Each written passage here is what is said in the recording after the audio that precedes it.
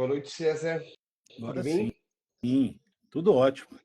Ó, quem nunca teve um problema numa live aí que atira a primeira pedra, né?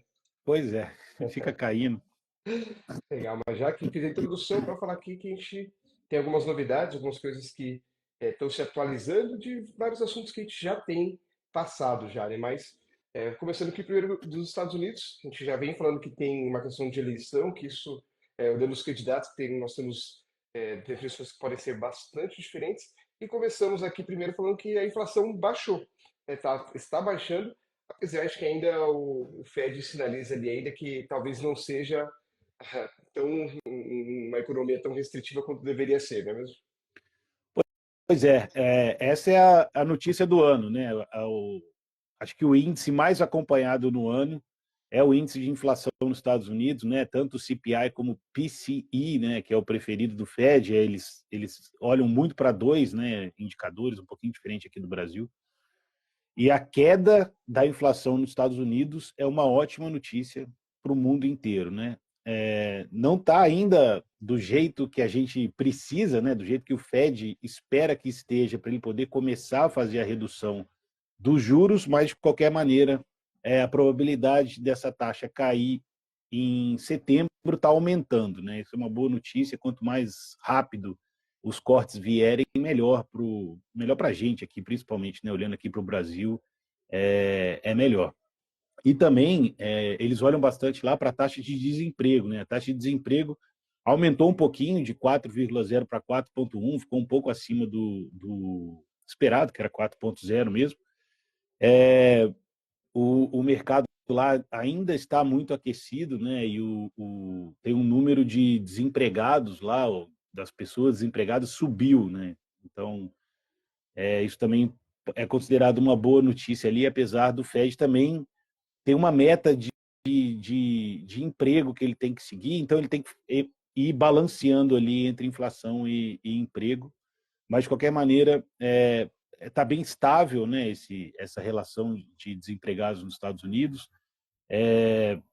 e o ponto principal é a queda da taxa de inflação. Já o mercado já meio que precifica que para esse ano a taxa não deve chegar na meta, que é de 2%, né?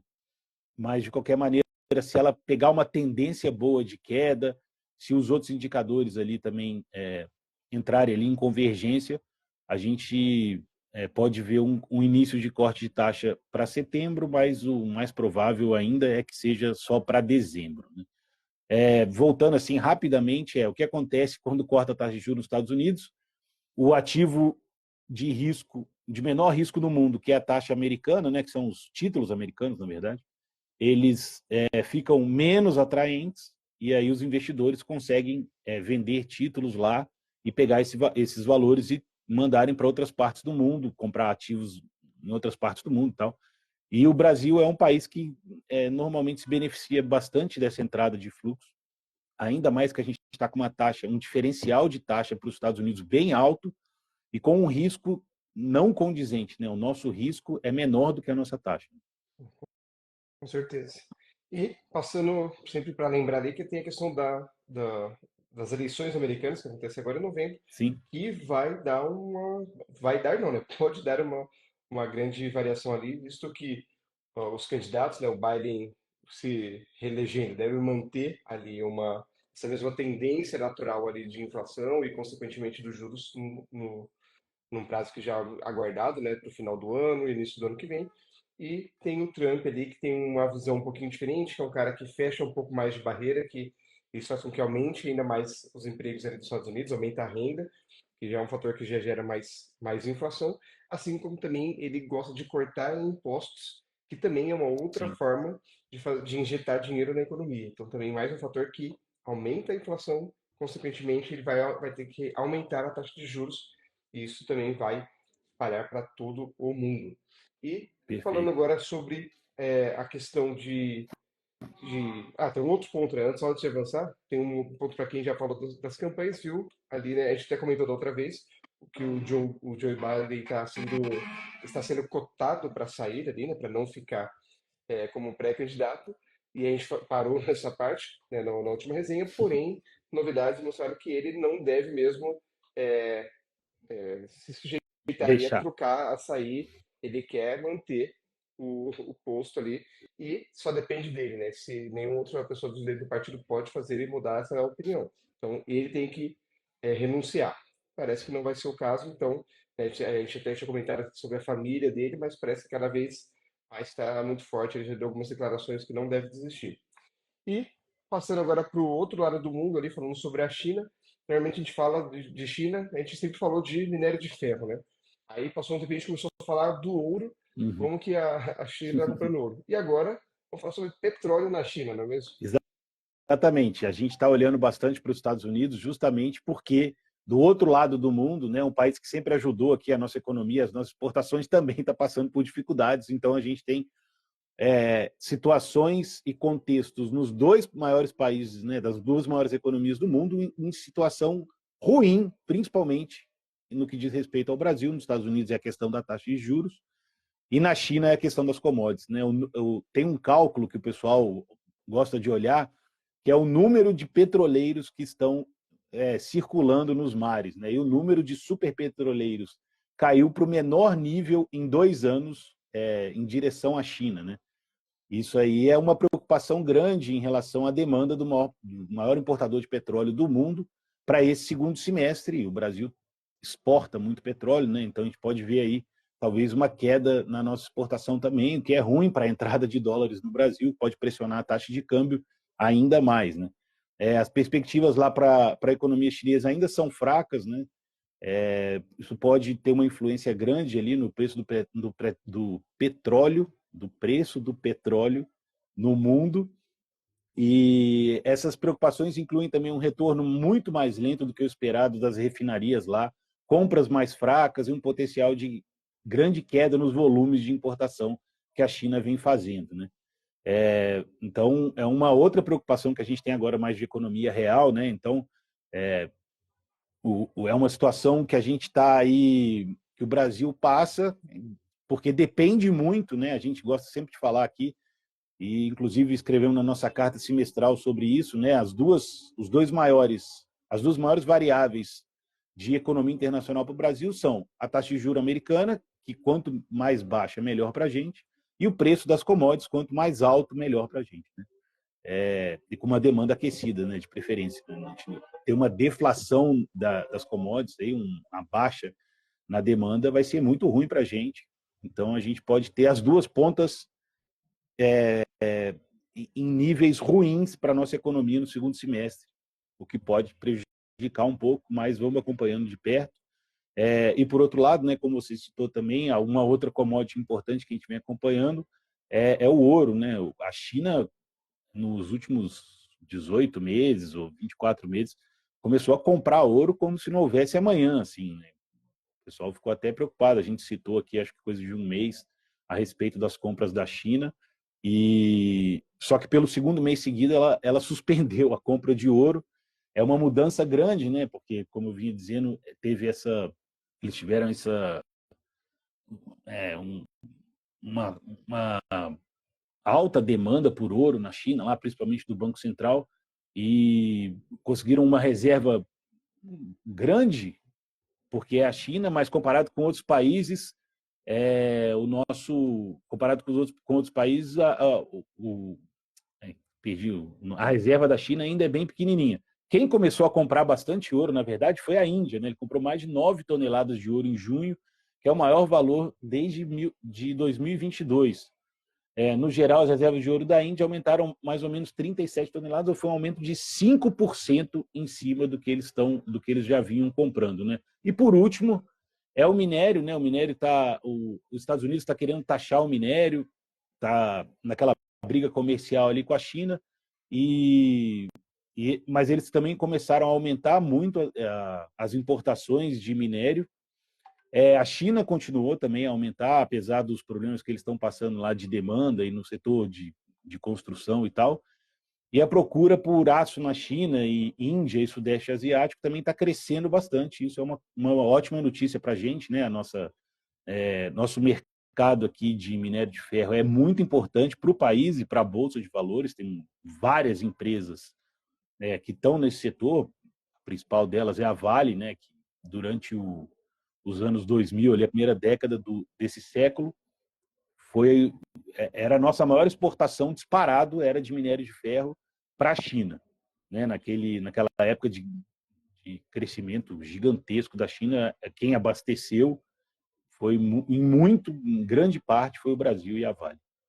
Então, ficar de olho aí também nas commodities, né, no preço das commodities, para a gente conseguir aí acompanhando a questão do nosso da entrada de dólares aqui, né, que não tem perigo, né? A gente tem bastante reserva e tal, mas a gente viu o que aconteceu com o dólar aí, com o preço do dólar no último mês, né? Deu uma disparada justamente por causa desses dois problemas. Com certeza. E, Teve um outro probleminha também aí, mas né. mas isso aí não afeta tanto aí a parte da economia, né? É, Quase nada. A culpa é de outra pessoa, não tem nada a ver com a é. commodity. O- Brincadeiras à parte, a gente passou aqui essa semana aqui com um feriado aqui no estado de São Paulo, né? Feriado de 9 de julho. Pra gente, feriado meio xoxo, né?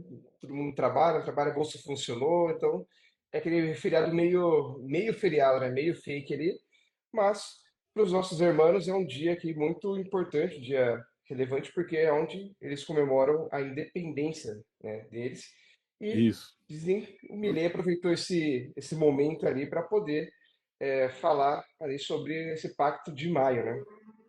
Pois é, ele queria que aquelas leis lá que a gente vinha falando desde o começo do ano fossem aprovadas em maio, né, para ele poder lançar esse pacto de maio. Acabou que atrasou um pouco, mas ele não ligou não e manteve o nome de Pacto de Maio mesmo. Então ele foi aprovar, ele está usando esse nome ainda. Ele conseguiu fazer um acordo com os governadores de várias províncias, né? E para apoiarem aí esse pacto. E o pacto ele tem ele tem 10 medidas ali importantes para a Argentina. E a gente separou aqui alguns pontos que são os pontos principais que ele conseguiu negociar com, acho que de 20 governadores, foram 16 ou 17, foi quase a grande maioria.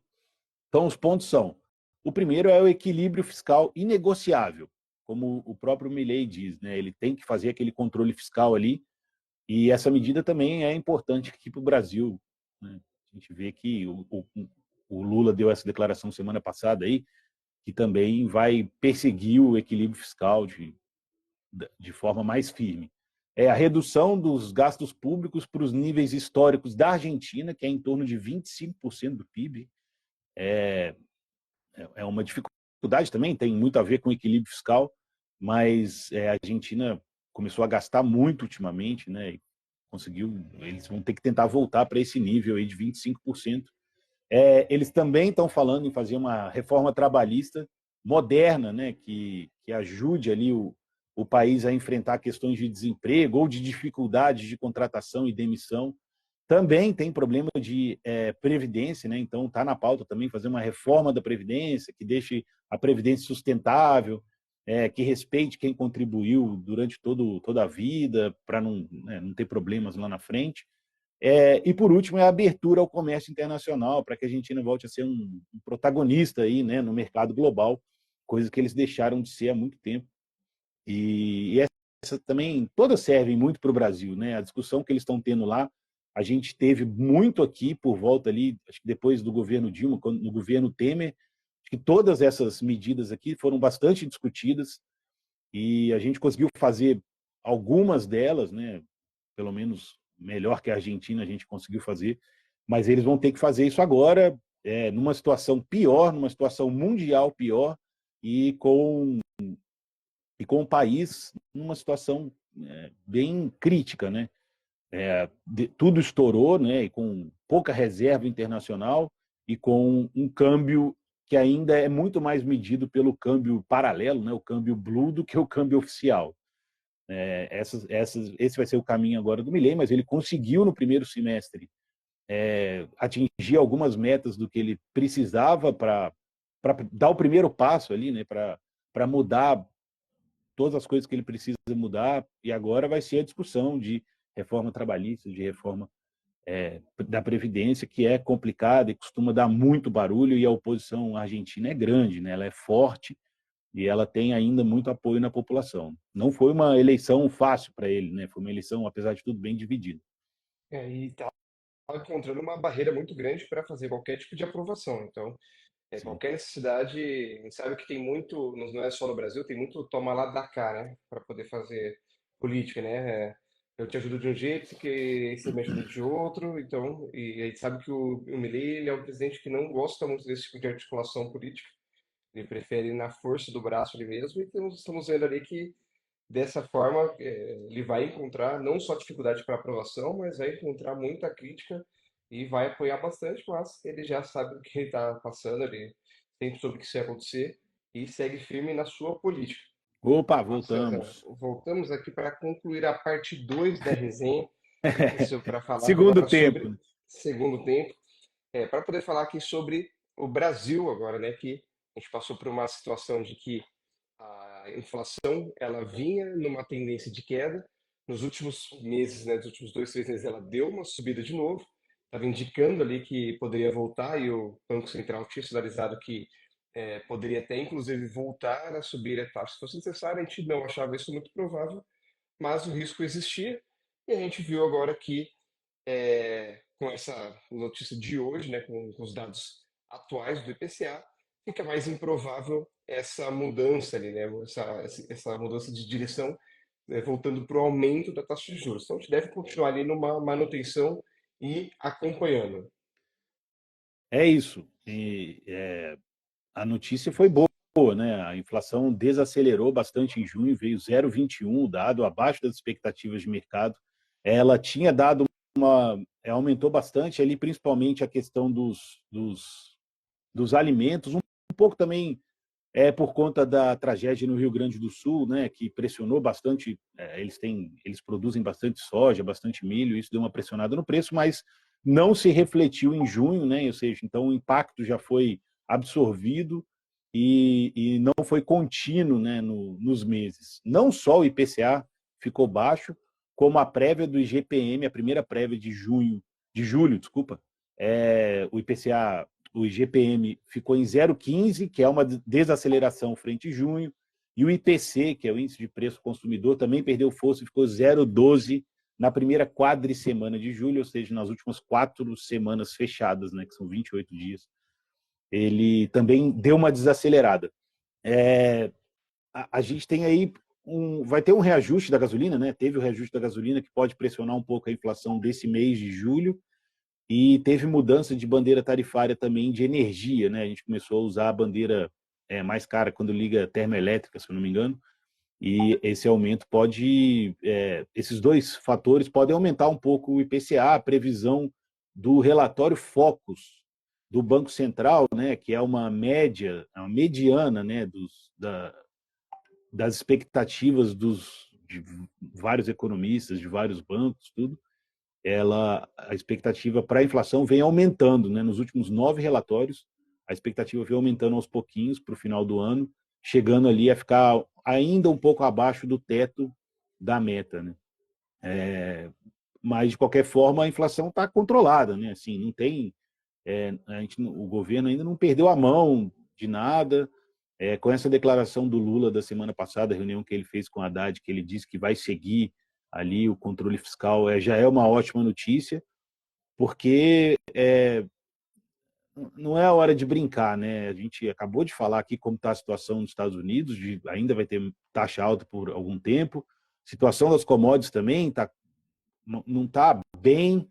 Então, os fatores externos para o Brasil estão jogando contra, então a gente também não pode jogar lenha aí na fogueira, é, escorregando aqui com as nossas coisas internamente, né? Uma coisa tem que meio que compensar a outra, né? Quando a situação voltar a ficar melhor lá fora, não que a gente possa soltar a mão aqui, mas o cuidado que a gente tem que ter agora é muito maior, né? Porque, dado a situação externa ruim, a situação interna também fica ruim, o que a gente vê é isso, é saída de dólares, pressão no câmbio, que só piora a inflação, e o governo tem que gastar mais, tem que emitir mais caro, e vira uma bola de neve, e quando a gente vê, a gente já perdeu a mão aí da economia e fica difícil de voltar.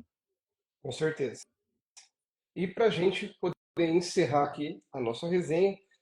Saíram algumas notícias essa semana, entre essa semana e semana passada, falando sobre uma necessidade de uma nova reforma da Previdência. A gente passou por uma recentemente, ali pelo governo Temer, ali que começou esse projeto.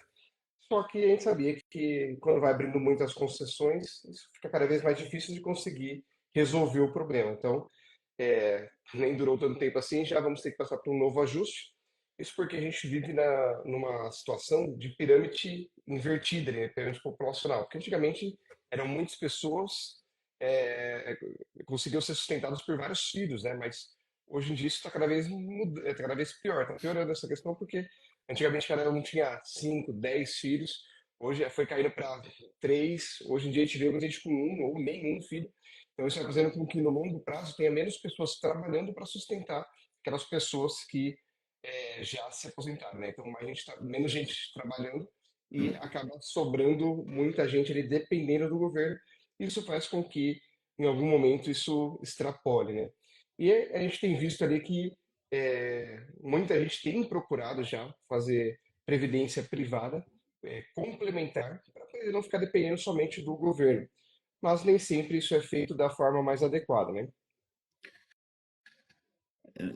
Nem sempre, para não dizer quase a totalidade dos casos que a gente pega de clientes nossos que têm previdência, a maioria esmagadora não sabe como funciona o produto, não sabe usar os benefícios e não e corre o risco sério de perder dinheiro nesse processo, né? Assim, de uma forma até que deixa a gente até consternado, né? Porque é uma decisão que é tomada com pouca informação, com informações ruins e às vezes muito influenciada pela vontade de quem vendeu em só fazer a venda, né, para mostrar o número depois para o chefe e não pensa em nada nas consequências que isso vai ter para a carteira e para a saúde financeira, para o planejamento da pessoa que comprou, né, aquela previdência. Então a gente fala que todo mundo que tem previdência e de banco grande principalmente, dá uma olhada.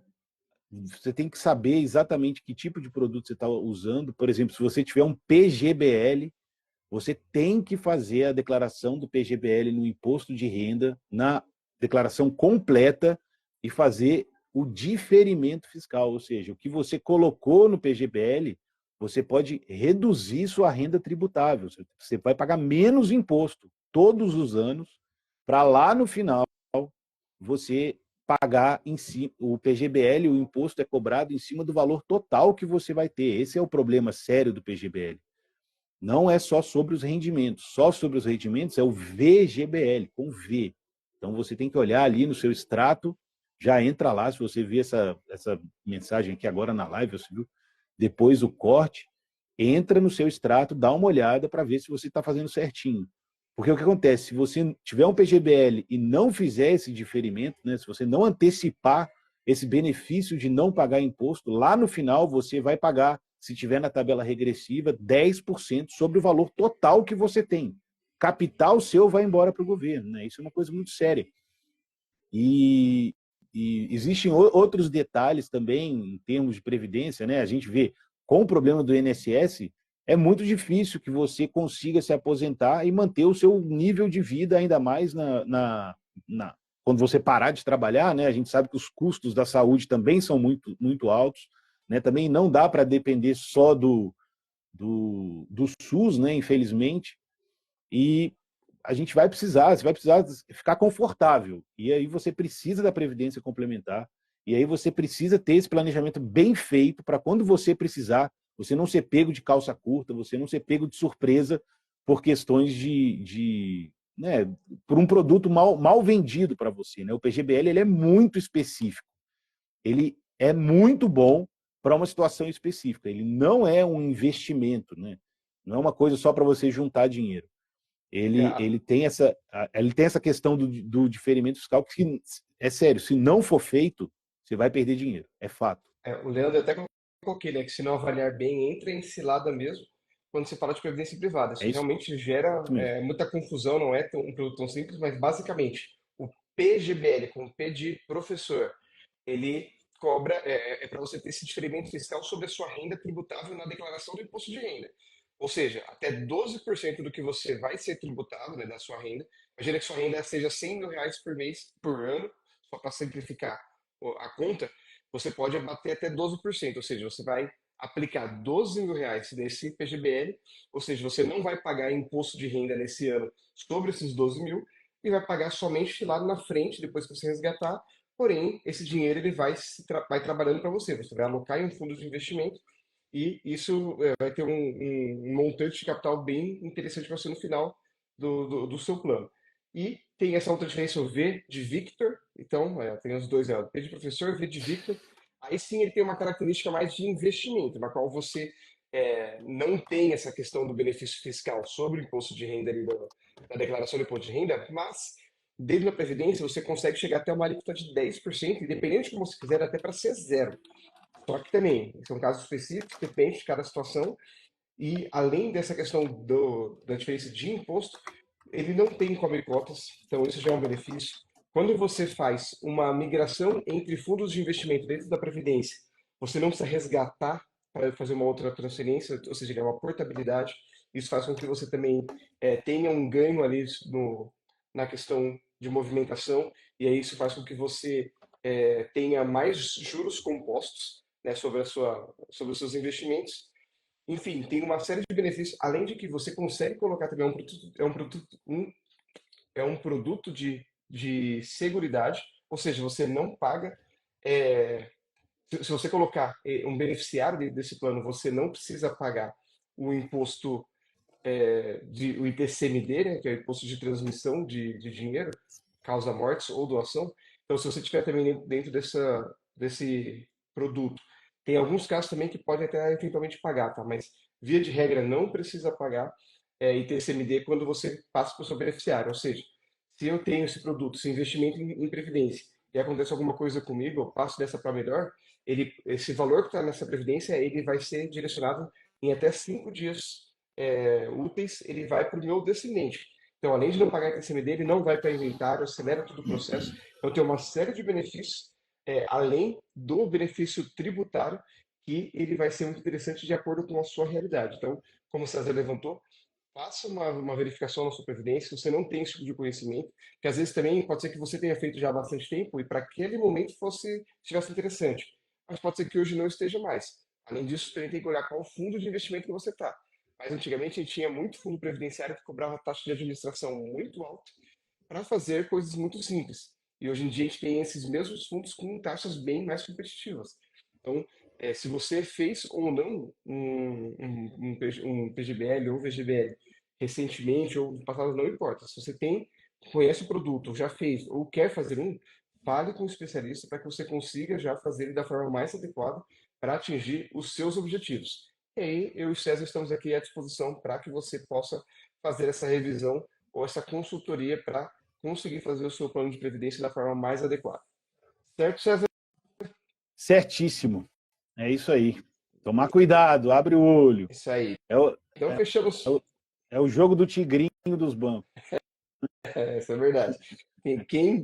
É um produto muito bom quando bem feito. Se é mal feito, isso gera uma dor de cabeça que não tem precedentes. E aí deixa muita gente traumatizada, né? Mas, fazendo da forma correta, é um excelente veículo de investimento e de planejamento tributário, sucessório. Exato. Enfim, fica aqui a nossa dica dessa semana. E ficamos aqui, então, fechamos mais uma resenha de mercado. Voltamos novamente na semana que vem, quarta-feira, para a resenha número 40. Então, fique aqui atento, nos Fechou. acompanhando no Instagram. Precisando, estamos aqui à disposição. Chama a gente para que a gente possa te ajudar. César, mais uma vez, muito obrigado. Ficamos nessa. Um abraço. Até já. Abraço. Até mais.